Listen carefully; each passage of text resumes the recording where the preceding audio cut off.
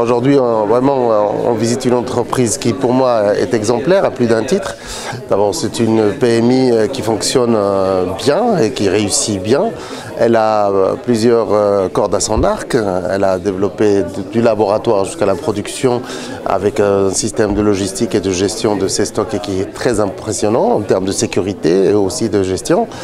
Elle est en plein développement. Elle a l'an dernier fait 50% de son chiffre d'affaires à l'international, à l'export, ce qui est nouveau pour elle. Donc elle doit s'adapter aussi à cette nouvelle donne qui est celle de l'internationalisation de son activité.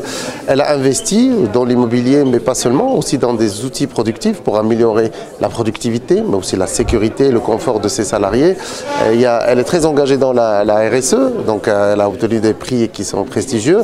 Et donc pour nous, c'est une on va dire entité industrielle, PMI, dans le cadre de la réindustrialisation et de l'encouragement de notre outil productif qui est très exemplaire à plus d'un titre, donc au titre de la performance mais aussi de la gestion des ressources humaines. Nous avons lancé hier à Toulouse le plan régional de formation qui est un plan ambitieux, vous le savez, qui chaque année on réunit les organismes de formation et les professionnels pour leur donner un petit peu la tonalité qu'on veut donner à ce plan régional de formation qui est destiné aux demandeurs d'emploi et notamment, et ça c'est une vraie volonté de la région, à ceux qui sont les plus éloignés de l'emploi, qui ont des parcours difficiles, accidentés et qu'on veut quand même, à qui on veut donner la chance de retrouver un emploi et donc des possibilités de travailler durablement.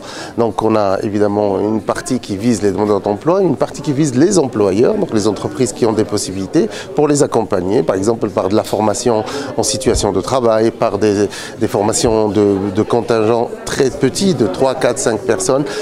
Et puis ensuite, dans le cadre du pacte pour l'embauche, on a mis en place avec 53 partenaires, publics et privés, tout ce qui permet de lever les freins à l'accès à l'embauche. C'est-à-dire, on endogène à l'entreprise, c'est tout ce qui est amélioration de la qualité de travail, mais c'est aussi l'attractivité, la marque employeur, les salaires, évidemment, c'est une question qu'il faut poser.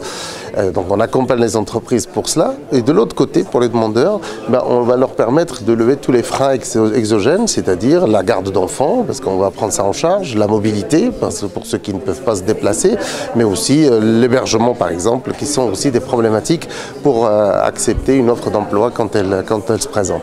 Donc on essaie d'accompagner 360 avec des moyens importants, mais on veut que le programme ou le plan de formation soit agile et efficace et qui réponde vraiment à la réalité économique aujourd'hui. On ne peut plus accepter que d'un côté, les entreprises, 52% des entreprises ne trouvent pas les ressources qu'elles recherchent en ce moment, donc on n'a jamais eu autant d'offres d'emploi sur le marché, et de l'autre côté, on a 550 000 personnes en Occitanie qui sont au chômage, dont 310 000 qui sont en catégorie A. Donc il y a cette incongruité qu'on doit corriger, on est en train de travailler des adaptations par territoire, parce que les besoins ne sont pas les mêmes selon les secteurs. Vous avez des vallées de la mécanique, vous avez de la vallée de la chimie, vous avez chez nous aussi des spécialisations territoriales, vous avez l'aéronautique à Toulouse, vous avez du nucléaire dans le Gard rhodanien. Donc on adapte l'offre à la réalité économique et aux besoins des entreprises.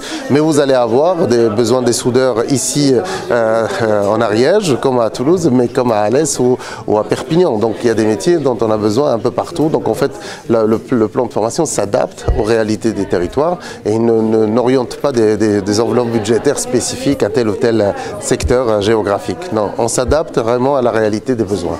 Mais cet après-midi, juste pour compléter, on va parler aussi de la nouvelle stratégie régionale emploi, transformation écologique, transformation des modèles économiques qu'on appelle dans nos voeux, et avec un petit peu tous les schémas et surtout les nouveaux dispositifs, parce qu'on a voté et on continuera à voter en février et en avril les nouveaux dispositifs. C'est l'idée, c'est de dire quels sont ces nouveaux dispositifs, quelle est leur finalité dans le cadre de la transformation des modèles économiques régionaux et dans le cadre de la gestion évidemment de la prise en compte de la crise climatique et donc de la transformation écologique. C'est très important.